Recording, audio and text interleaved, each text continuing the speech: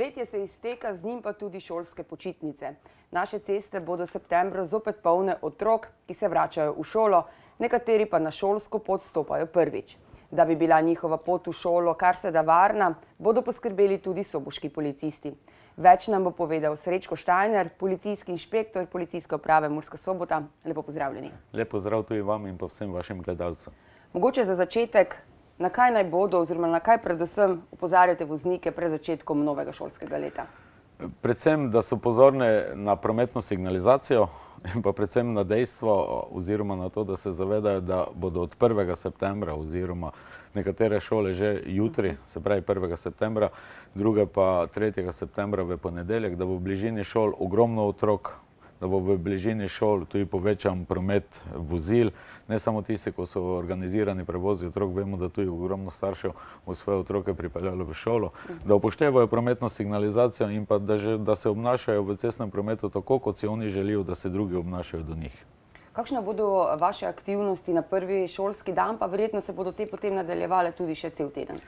Kar se tiče same šole, za nas se ne začne šola 1. septembra ali pa 3. septembra. Žal se za nas začnejo te priprave na šolsko leto takoj po koncu prejšnjega šolskega leta oziroma ko otroci odidejo na počitnice. Že takrat se začnejo ene aktivnosti, katere izvajamo pred samim začetkom šolskega leta, se pravi, da se pregleda prometna signalizacija v bližini šol, da se opozori vzdrževalce cest oziroma prometne infrastrukture, da se odpravijo te napake, da se talna signalizacija obnovi, da se obnovijo ta talna signalizacija, katera prikazuje varno šolsko pot, da policisti sodelujejo z osnovnimi šolami, ker so osnovne šole po zakonu o šolstvu zavezane, da izdelajo načrt varne poti, da praktično se tam predlaga oziroma da se poiščejo tiste najbolj varne poti za naše otroke na poti v šolo.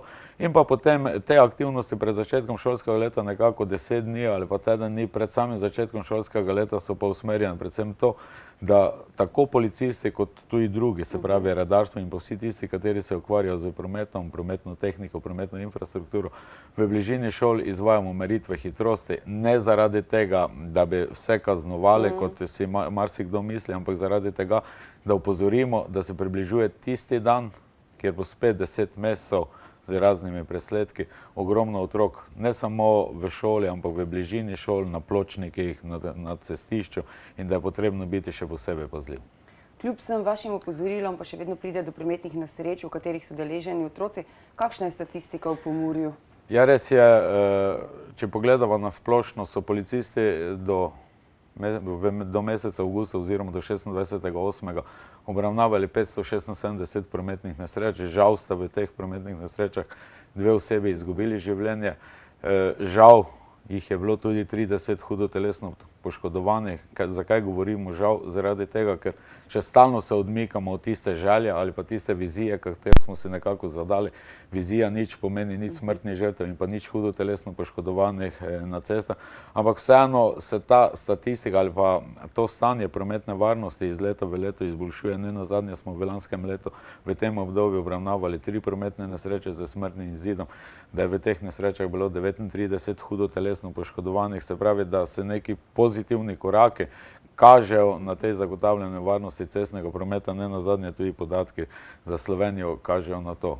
Od leta 2012 do sedaj je v prometnih nesrečah bilo udeleženih 99 otrok, žal sta 2 izgubila življenje, žal jih je bilo 9 tudi hudo telesno poškodovanih, žal je na pomurskih cestah še vedno vsaka 5. oziroma 6. prometna nesreča se zgodi zaradi neprilagojene hitrosti.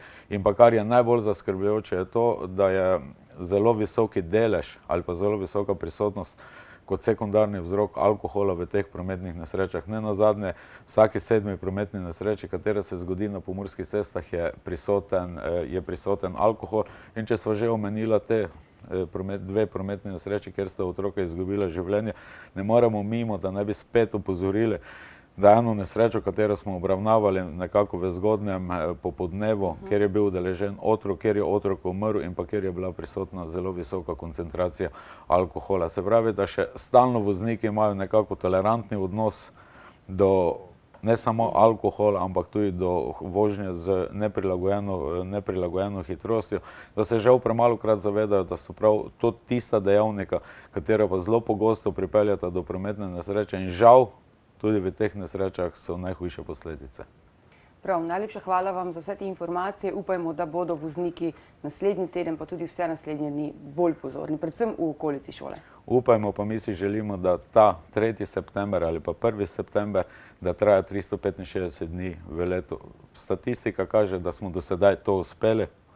Statistika kaže, da se vemo obnašati, predvsem, ko se začne šola prvih tistih 14 dni, obdržimo to skozi vso leto in takrat bomo lahko rekli, da je varnost res na tistem visokem nivoju. Res je. Najlepša hvala. Hvala tudi vam.